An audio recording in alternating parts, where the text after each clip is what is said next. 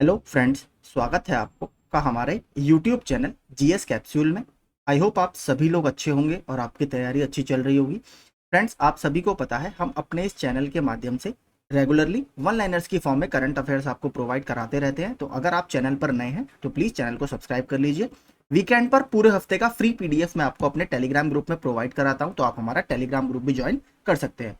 मैं थोड़ा सा 2-3 दिन से बिजी था तो बना नहीं पाया था। तो आज हम 18 से लेकर 21 सितंबर 2023 का पूरा करंट अफेयर्स इसमें देखेंगे, इसलिए थोड़ा सा वीडियो ये लंबा हो गया है। तो चलिए शुरू करते हैं। इंडिगो भारतीय फुटबॉल टीम के लिए वैश्विक भागीदार और आधिकारिक एयरलाइन बन गई है। तो इंडियन फुटबॉल टीम के लिए आपका ग्लोबल पार्टनर और ऑफिशियल एयरलाइन कौन सी बनी है? इंडिगो वगैरह बन गई है, तो याद रखिएगा। इससे पहले अगर बात करें, एक भारतीय क्रिकेट टीम जो है, इंडियन क्रिकेट टीम, उसके लिए ऑफिशियल जर्सी पार्टनर कौन बना है? तो वो एडी डास बन गया था बीच में, ठीक है, उसको भी याद रखिएगा। तो यहां पर इंडिगो इंडियन फुटबॉल टीम के लिए बनी है। इसके अलावा अगर बात करें, अभी हाल ही में एक और एयरलाइन चर्चा में थी, एयर इंडिया। ठीक है, एयर इंडिया क्यों चर्चा में है? एयर इंडिया ने यात्रियों की, एक हम कह सकते हैं, समस्या मुक्त उनकी ट्रेवल करने के लिए क्या प्रोजेक्ट लॉन्च किया था? प्रोजेक्ट अभिनंदन। ठीक है, प्रोजेक्ट अभिनंदन। ठीक है, इसको याद रखिएगा। एयर इंडिया ने इसको लॉन्च किया है, प्रोजेक्ट अभिनंदन को। समस्या फ्री, आपका कोई भी रुकावट ना आए आपकी समस्या में, आपको एक अच्छा एक्सपीरियंस मिले, ऐसी यात्रा के लिए। आगे चलते हैं। एस आर बाटली बॉय एंड एसोसिएट्स एलएलपी को 5 साल के लिए पेटीएम का नया वैधानिक ऑडिटर नियुक्त किया गया है। तो आपका पेटीएम का ऑफिशियल या लीगल ऑडिटर कौन बना है?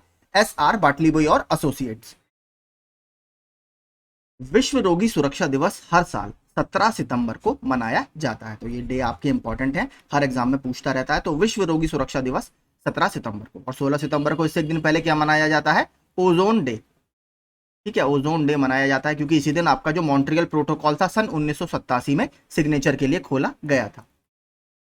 एशिया कप 2023 विजेता पुरस्कारों की देखिए पूरी सूची मैंने डाली है, यहां से प्रश्न बनने के चांसेस है क्योंकि भारत ने अपना 8वां एशिया कप अभी आर प्रेमदासा स्टेडियम में फाइनल हुआ था, श्रीलंका को हराकर भारत ने जीता है। तो एशिया कप विजेता कौन बना है? भारत। ये भारत का 8वां खिताब है। उप विजेता कौन है? श्रीलंका है। फाइनल कहां पर हुआ था? आर प्रेमदासा स्टेडियम, श्रीलंका में। मैन ऑफ द टूर्नामेंट किसको चुना गया? कुलदीप यादव जी को चुना गया। सर्वाधिक रन किसने बनाए हैं? तो शुभमन गिल ने बनाए हैं, 302। Man of the match final में किसको चुना गया? तो आपको पता है 50 रन पर आपकी श्रीलंका ऑल आउट हो गई थी और उसमें मोहम्मद सिराज ने एक ओवर में ही 4 विकेट लिए थे, जहां से उनकी पूरी पारी धराशायी हो गई थी। तो मोहम्मद सिराज को ही आपका फाइनल मैच के लिए मैन ऑफ द मैच चुना गया। और इनको जो विजेता राशि मिली थी, इन्होंने वहां के ग्राउंड स्टाफ को ये दे दी थी क्योंकि ग्राउंड स्टाफ ने, बारिश वहां पर लगातार हो रही थी, उसमें काफी अच्छा काम किया था, तो अपनी पुरस्कार राशि मोहम्मद सिराज ने उनको दे दी थी। और सबसे ज्यादा विकेट किसने लिए पूरे टूर्नामेंट में? तो एम पथिराना, जो कि श्रीलंका के एक फास्ट बॉलर है, चेन्नई सुपर किंग की तरफ से भी आपने देखा होगा इनको बॉलिंग करते हुए, इन्होंने ये सबसे ज्यादा विकेट लिए हैं और सबसे ज्यादा रन शुभमन गिल ने मारे हैं।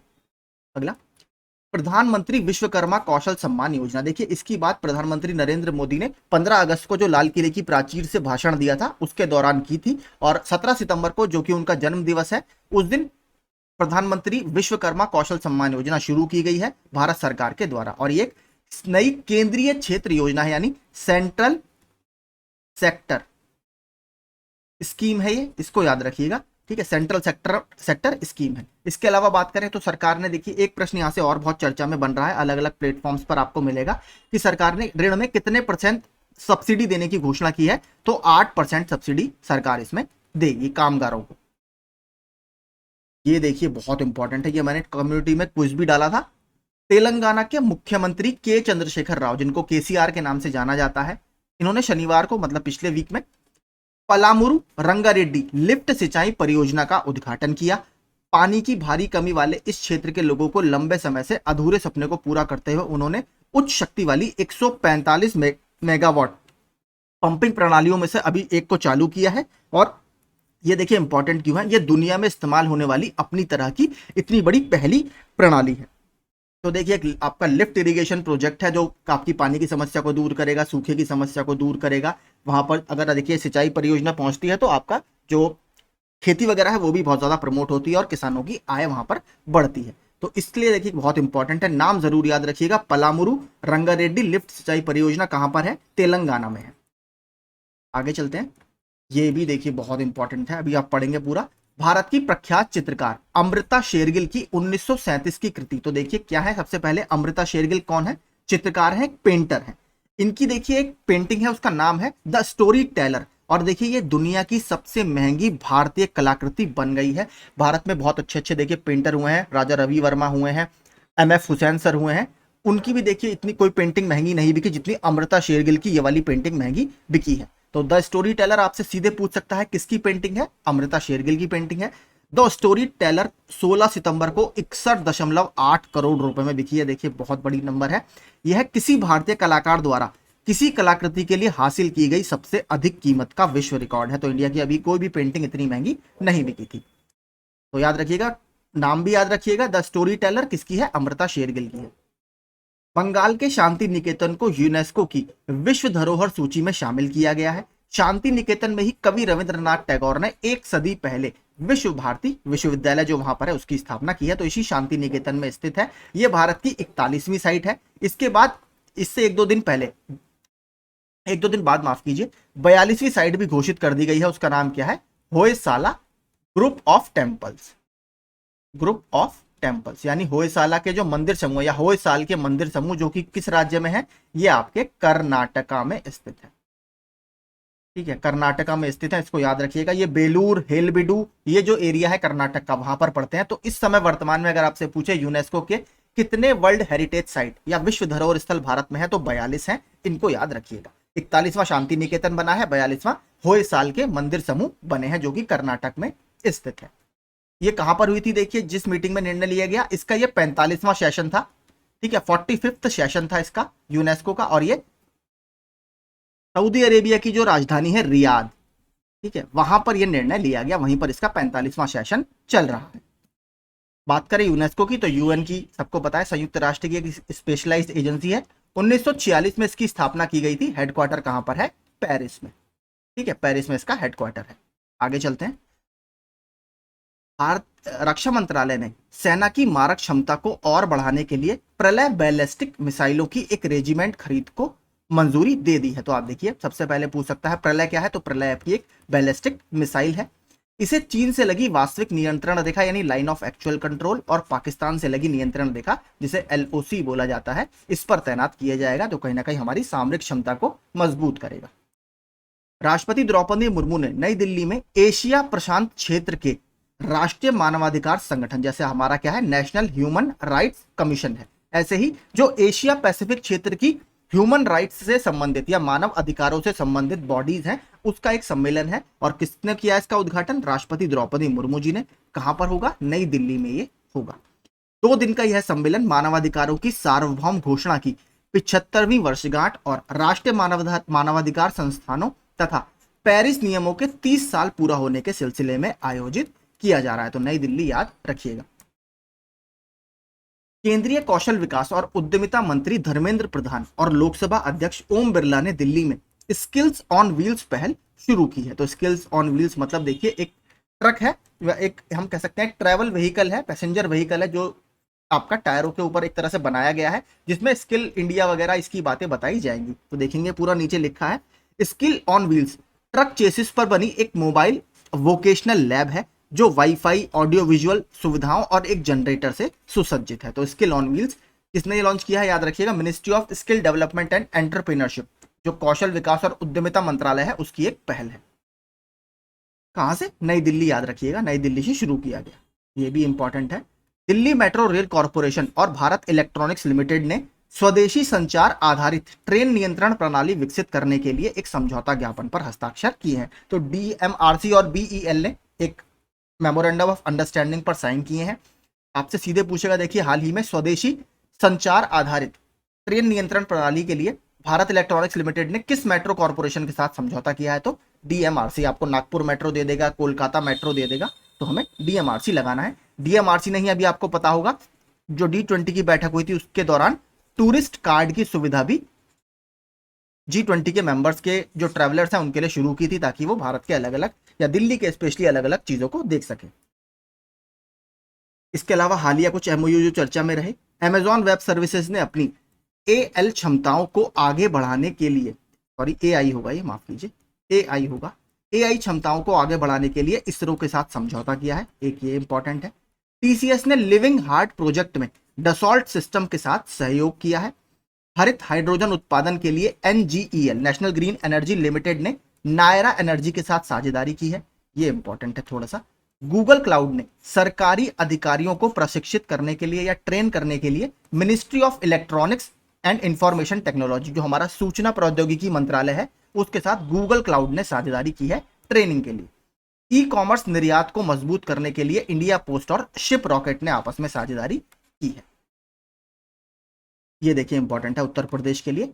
आईआईटी कानपुर ने संस्थान में स्टार्टअप इकोसिस्टम का समर्थन करने के लिए निजी ऋणदाता आईसीआईसीआई बैंक के साथ एक समझौता ज्ञापन पर हस्ताक्षर किए हैं। देखिए ये आपसे सीधे पूछेगा कि हाल ही में स्टार्टअप इकोसिस्टम को बढ़ावा देने के लिए आईआईटी कानपुर ने किस बैंक के साथ समझौता किया है। एसबीआई दे देगा, एचडीएफसी बैंक दे देगा, एक्सिस बैंक दे देगा, और लेकिन आपका आंसर क्या है, आईसीआईसीआई बैंक। केंद्र सरकार ने कृषि डेटा के प्रबंधन के लिए यानी एग्रीकल्चर से संबंधित जो डेटा है उसके लिए एक ऑनलाइन प्लेटफॉर्म लॉन्च किया है। उसका नाम क्या रखा है, यूपीएजी। इसका मतलब क्या है, यूनिफाइड पोर्टल फॉर एग्रीकल्चर। एजी मतलब एग्रीकल्चर, यानी एग्रीकल्चर के लिए यूनिफाइड पोर्टल, एकीकृत पोर्टल। मुंबई ने Brihan Mumbai electric supply and transport, जिसको मुंबई में देखा होगा आपने, बेस्ट की बसें चलती हैं, लाल कलर की, उसमें व्हाइट कलर की पट्टी रहती है, बहुत सारी मूवीज में आपने देखा होगा। उसकी देखिए एक आखिरी डीजल से चलने वाली बस, क्योंकि मुंबई में देखिए पॉल्यूशन वगैरह बहुत है, तो वो लोग सीएनजी व्हीकल्स या फिर और मोड पर शिफ्ट कर रहे हैं, इलेक्ट्रिक व्हीकल्स पर शिफ्ट कर रहे हैं। तो ये आखिरी डीजल से चलने वाली बेस्ट की बस थी। इसको डबल डेकर बस को विदाई कल दे दी गई, तो ये याद रखिएगा, आखिरी बस यहां पर अब चलनी बंद हो जाएगी डीजल से।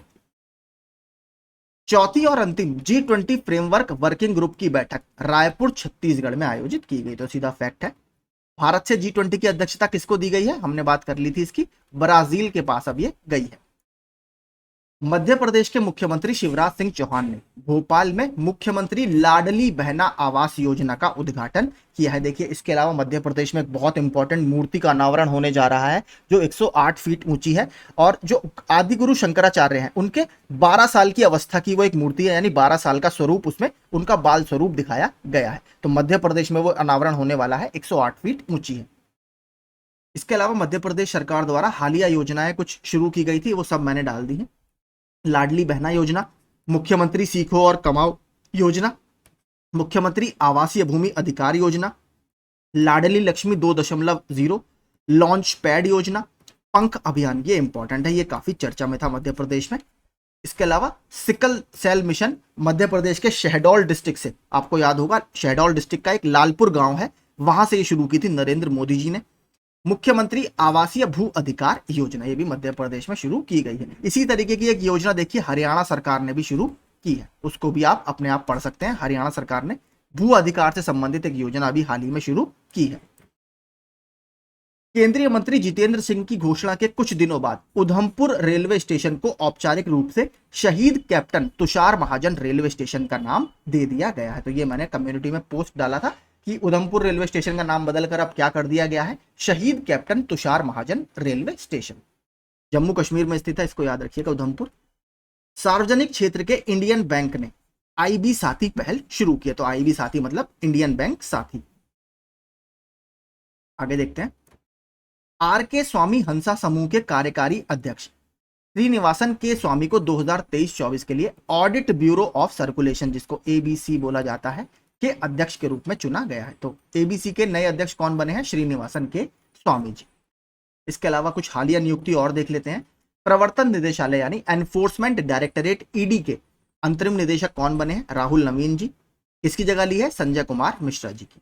नासकॉम के उपाध्यक्ष कौन बने हैं, सिंधु गंगाधरन जी। भारतीय सौर ऊर्जा निगम, ये देखिए इंपॉर्टेंट है, solar energy corporation of India SECI के निदेशक किससे संबंधित, फाइनेंस के जो डायरेक्टर हैं वो कौन बने हैं, जोशीत रंजन सिक्कीदार जी ये बने। टाटा स्टील के एमडी और सीईओ कौन बनाए गए हैं, टीवी नरेंद्रन जी। इसको इन पर पुनर्नियुक्ति दी गई है, बहुत इंपॉर्टेंट है, और टाटा स्टील से काफी पहले से ये जुड़े हुए हैं। लद्दाख के आर्मी अस्पताल में सेवारत सर्जन, ये वेरी इंपॉर्टेंट प्रश्न है। मेजर डॉक्टर पायल छाबड़ा भारतीय सेना के विशिष्ट पैरा स्पेशल फोर्सेज में शामिल होने वाली पहली महिला सर्जन बन गई हैं। तो इंडिया देखिए, जो इंडियन आर्मी की एक स्पेशल फोर्सेस होती है, जिसमें आपने देखा होगा वो राउंड वाली कैप लगाते हैं मरून कलर की, ठीक है, वो उसमें ये शामिल होने वाली पहली सर्जन बन गई हैं। नाम जरूर याद रखिएगा, मेजर पायल छाबड़ा जी।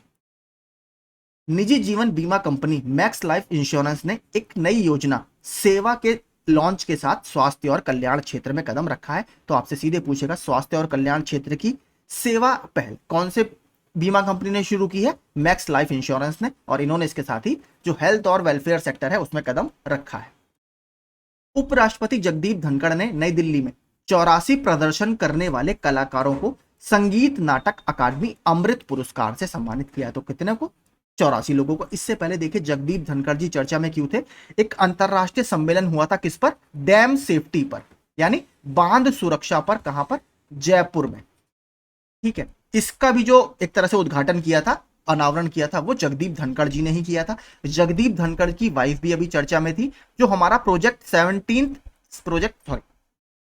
17A के तहत 7वां जो हमारा युद्धपोत बना है, उसका क्या नाम है? महेंद्रगिरी, ठीक है, महेंद्रगिरी। इसको इन्हीं की वाइफ ने लॉन्च किया था मुंबई में, उसको भी याद रखिएगा। इसके अलावा अगर बात करें, राष्ट्रपति द्रौपदी मुर्मू ने अभी पुरस्कार दिए थे, कितने? 75 शिक्षकों को राष्ट्रीय शिक्षक पुरस्कारों से नवाजा था। तो 75 ये भी याद रखिएगा। तो आपसे नंबर सीधे पूछ सकता है, 84 लोगों को मिला है। विश्व बांस दिवस प्रतिवर्ष 18 सितंबर को मनाया जाता है। तो वर्ल्ड बैम्बू डे 18 सितंबर को मनाया जाएगा। ये फेस्टिवल देखिए बहुत चर्चा में रहता है। 20 सितंबर को उड़ीसा में लोगों ने हर्षोल्लास के साथ नुआखाई त्योहार मनाया। तो नुआखाई आपका फेस्टिवल कहां मनाया जाता है? उड़ीसा में मनाया जाता है। नुआखाई राज्य में एक वार्षिक फसल उत्सव है जो नए चावल के मौसम के आवागमन का प्रतीक है। ज्योतिरादित्य एम सिंधिया ने पायलट ई वॉलेट सुविधा की शुरुआत के साथ आधिकारिक तौर पर दिल्ली के सफदरजंग हवाई अड्डे के भीतर स्थित एक समेकित कार्यालय परिसर, यानी इंटीग्रेटेड ऑफिस है ये, क्या नाम है? उड़ान भवन, खोला है। तो आपसे सीधे पूछेगा, हाल ही में उड़ान भवन का इनॉग्रेशन कहां पर किया गया? दिल्ली के सफदरजंग हवाई अड्डे पर। प्रधानमंत्री नरेंद्र मोदी ने पूर्व संसद भवन के नए नाम संविधान सदन या संविधान भवन का अनावरण किया, जो भारत की लोकतांत्रिक विरासत की रक्षा के प्रति समर्पण का प्रतीक है। तो संविधान सदन के नाम से इसको अब जाना जाएगा। कोविड-19 महामारी के कारण 3 साल के स्थगन के बाद 35वां वार्षिक गांधी वॉक दक्षिण अफ्रीका के जोहानिसबर्ग में फिर से शुरू हुआ। तो गांधी पदयात्रा का 35वां एनुअल ये इवेंट है, और कहां पर हुआ? दक्षिण अफ्रीका के जोहानिसबर्ग में। दक्षिण पूर्वी एशियाई राष्ट्र संघ आसियान के देशों की इकाइयों ने हाल ही में इंडोनेशिया के दक्षिण नाटूना सागर, तो आपका वहां पर नटूना सी है, इसमें उद्घाटन संयुक्त सैन्य अभ्यास की शुरुआत की। देखिए, उद्घाटन मतलब ये फर्स्ट है। आसियान कंट्रीज में, जिसमें 10 देश शामिल हैं, उन्होंने आपस में मिलकर ये पहला इस तरीके का सैन्य अभ्यास किया है, क्योंकि चाइना का लगातार साउथ चाइना सी में आपको पता है जो एक्सपेंशन है बढ़ता जा रहा है। अपने एरिया में चाइना बहुत ज्यादा अपना दबदबा दिखाना चाहता है, तो उसको काउंटर करने के लिए इन 10 देशों ने ये एक सैन्य अभ्यास स्टार्ट किया है। कहां पर हुआ? दक्षिण नटूना सी में। सीएम प्रमोद सावंत ने गोवा की गृहिणियों को सशक्त बनाने के लिए गृह आधार योजना शुरू की। बहुत इंपॉर्टेंट है। गृह आधार योजना किसके द्वारा शुरू की गई है? गोवा के द्वारा। गोवा अभी क्यों इंपॉर्टेंट है? अभी जो हमारे राष्ट्रीय खेल होने वाले हैं, ठीक है, राष्ट्रीय खेल, वो आपके इस बार गोवा में ही आयोजित किए जाएंगे। इसका शुभांकर का क्या नाम है? शुभांकर का नाम मैंने आपको बताया था, मोगा, ठीक है, मोगा इसके शुभांकर का नाम है। इसके अलावा गोवा एक वजह से और चर्चा में है, जो आईवीएफ तकनीक आपकी होती है, इन विट्रो फर्टिलाइजेशन, जो स्त्रियां मां नहीं बन पाती हैं या कुछ कॉम्प्लिकेशंस आती हैं उनकी प्रेगनेंसी के दौरान, उसको दूर करने के लिए, उसके लिए फ्री सुविधा देने वाला गोवा भारत का पहला राज्य है, जो, क्योंकि वो ट्रीटमेंट देखिए 2 से 3 लाख का उसमें खर्चा आता है, और इतनी बड़ी संख्या में हर बंदा अफोर्ड नहीं कर पाता। मां बनना देखिए हर स्त्री का अधिकार है, लेकिन पैसे की कमी की वजह से बहुत ज्यादा जो स्त्रियां हैं वो इस सुविधा का लाभ नहीं उठा पाती। उसी को समझते हुए गोवा ने एक बहुत शानदार ये पहल शुरू की है स्त्रियों के लिए। फ्री आईवीएफ तकनीक जो है, फ्री आईवीएफ का जो खर्चा है वो सारा सरकार उठाएगी वहां पर। तो गोवा ने स्टार्ट की है, इसको याद रखिएगा। आगे चलते हैं। वैश्विक कौशल शिखर सम्मेलन का 14वां संस्करण दिल्ली में शुरू हो गया है। तो आपका ग्लोबल जो स्किल समिट है उसका 14वां एडिशन है, नई दिल्ली में शुरू हुआ है। ये एक ऑपरेशन काफी चर्चा में है, ऑपरेशन सजग। पश्चिमी तट पर, यानी जो भारत का इस तरीके से पूरा वेस्टर्न वाला कोस्ट है, ठीक है, यहां पर भारतीय तटरक्षक द्वारा यानी इंडियन कोस्ट गार्ड जो है हमारे, उनके द्वारा शुरू एक व्यापक अभ्यास है, ऑपरेशन सजग। राष्ट्रीय कैडेट कोर के महानिदेशक यानी एनसीसी के जो डायरेक्टर जनरल हैं, लेफ्टिनेंट जनरल गुरबीर पाल सिंह ने आज दिल्ली छावनी के करियप्पा परेड मैदान में अखिल भारतीय थल सैनिक शिविर का उद्घाटन किया। तो ऑल इंडिया जो थल सेना का शिविर है वो कहां पर हो रहा है आपका, दिल्ली कैंट में। अब देखते हैं जो पिछले 3 दिनों में क्वेश्चन आंसर चर्चा में रहे, 20 से 25 क्वेश्चन इसमें हम देखेंगे। आईसीसी पुरुष T20 विश्व कप 2024 के अमेरिकी फेज का आयोजन किन शहरों में आयोजित किया जाएगा, तो न्यूयॉर्क में, डलास में और फ्लोरिडा में, अमेरिका के। आईसीसी वनडे गेंदबाजी रैंकिंग में कौन भारतीय नंबर 1 गेंदबाज बन गया है, तो मोहम्मद सिराज। अभी पता होगा एशिया कप में बहुत शानदार परफॉर्मेंस इन्होंने दिया था। आईएसएसएफ विश्व कप में महिलाओं की 10 मीटर एयर राइफल स्पर्धा में किस खिलाड़ी ने स्वर्ण पदक जीता है, तो आपकी एलावेनिल वलारिवान ने इसमें गोल्ड मेडल जीता है। स्किल ऑन व्हील्स पहल किस मंत्रालय द्वारा शुरू की गई है, मैंने आपको बताया था न्यू दिल्ली से ये स्टार्ट की गई है। और किसकी पहल है, ministry of skill development and entrepreneurship यानी कौशल विकास और उद्यमिता मंत्रालय। किस कंपनी ने आगामी आईसीसी विश्व कप 2023 के लिए टीम इंडिया की जर्सी लॉन्च की है, मैंने ऊपर आपको पहले ही प्रश्न में बताया था, एडिडास ने लॉन्च की है। और फुटबॉल टीम के लिए किसे वैश्विक भागीदार बनाया गया है, इंडिगो को, ठीक है, इंडिगो एयरलाइंस को। डिजिटल इंफ्रास्ट्रक्चर्स प्रोवाइडर्स एसोसिएशन के एमडी और सीईओ के रूप में किसे नियुक्त किया गया है, धनंजय जोशी को। अगला देखते हैं, किस केंद्रीय मंत्री ने मौसम सूचना नेटवर्क डेटा सिस्टम मैनुअल के साथ किसान ऋण पोर्टल लॉन्च किया, निर्मला सीतारमण जी ने। इंडो पैसिफिक आर्मीज चीफ कॉन्फ्रेंस कहां आयोजित की गई थी, तो इंडो पैसिफिक जो पूरा एरिया है उसके जो आर्मी चीफ्स हैं उसकी कॉन्फ्रेंस हुई थी अभी हाल ही में नई दिल्ली में। केंद्रीय जांच ब्यूरो यानी सेंट्रल ब्यूरो ऑफ इन्वेस्टिगेशन के नए उप महानिरीक्षक के रूप में किसे नियुक्त किया गया है, कुलदीप द्विवेदी जी को। भारतीय नवीकरणीय ऊर्जा विकास एजेंसी ने परियोजनाओं के वित्त पोषण के किस बैंक के साथ समझौता किया है, तो बैंक ऑफ महाराष्ट्र के साथ, आपका IREDA Indian renewable energy development agency. आगे, भारत ने हाल ही में किस देश के राजनयिक को निष्कासित किया, आपने देखा होगा कनाडा, काफी चर्चा में भी रहा था ये। इंटरनेशनल रेड पांडा प्रतिवर्ष या पांडा डे प्रतिवर्ष कब मनाया जाता है, सितंबर के तीसरे शनिवार को ये मनाया जाता है। रेड पांडा बहुत छोटा सा होता है, आपने देखा होगा। और जो रेड पांडा है ये सिक्किम जो हमारा राज्य है, ठीक है, सिक्किम का ये स्टेट एनिमल है, इसको याद रखिएगा। सिक्किम राज्य का राजकीय पशु आपका रेड पांडा ही है। प्रधानमंत्री नरेंद्र मोदी ने पुराने संसद भवन के लिए क्या नाम सुझाया है, संविधान सदन। होयसाल के पवित्र मंदिर समूह को यूनेस्को की वर्ल्ड हेरिटेज साइट लिस्ट में शामिल किया गया है, यह किस राज्य में है, तो यह कर्नाटक में है। भारत की 42वीं ये साइट है। 41वीं कौन सी है, शांति निकेतन, जो कि बंगाल में स्थित है। भारत की G20 अध्यक्षता पर पीपल्स G20 नामक ई पुस्तक का अनावरण किसने किया, अपूर्व चंद्रा जी ने किया। खादी और ग्रामोद्योग आयोग, जिसे KVIC बोला जाता है, खादी विलेज इंडस्ट्रीज कमीशन, ने खादी उत्पादों को बढ़ावा देने के लिए किसके साथ समझौता किया है, तो प्रसार भारती के साथ। ये इंपॉर्टेंट है।